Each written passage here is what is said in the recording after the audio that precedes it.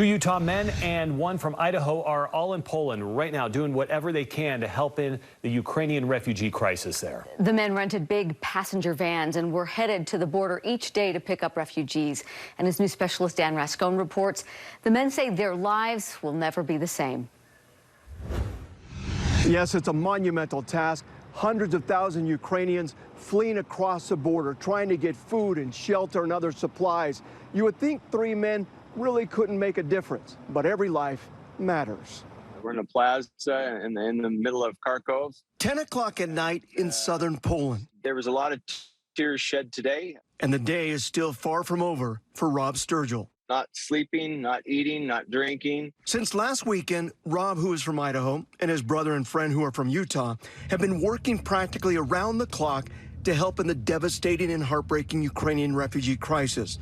The men rented big passenger vans, and every day they are driving to the Ukrainian border, picking up as many refugees as they can and bringing them to safety, food, and shelter. And you just watch busloads and busloads of these women and children coming off, and they're just startled and scared, and they're in a situation where they don't know what to do. The most difficult part, not having enough room. A young lady came up to me, and she said, would you please help us? Would you please help me and my children and my mother? We need to go to safety.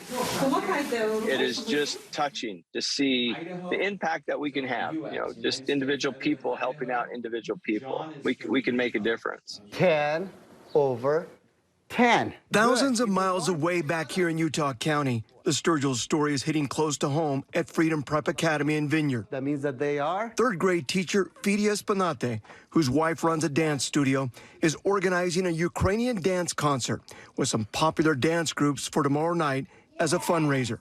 Fidias is working with Rob's sister, who is a teacher at the school. Doing something instead of just feeling bad about what's happening, but actually doing something to help the people. For the Sturgills, every bit helps. The next challenge, leaving a place and people they have come to love. I think the difficult thing is to feel like we're leaving when there's so much more to do. I think that's the hard part. Yeah, pretty incredible what they're getting done out there. Now, the Ukrainian dance concert will take place tomorrow night at 8 o'clock there at the Freedom Prep Academy in Vineyard.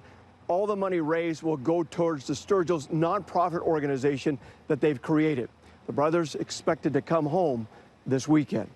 I'm Dan Rascone for KSL 5 News.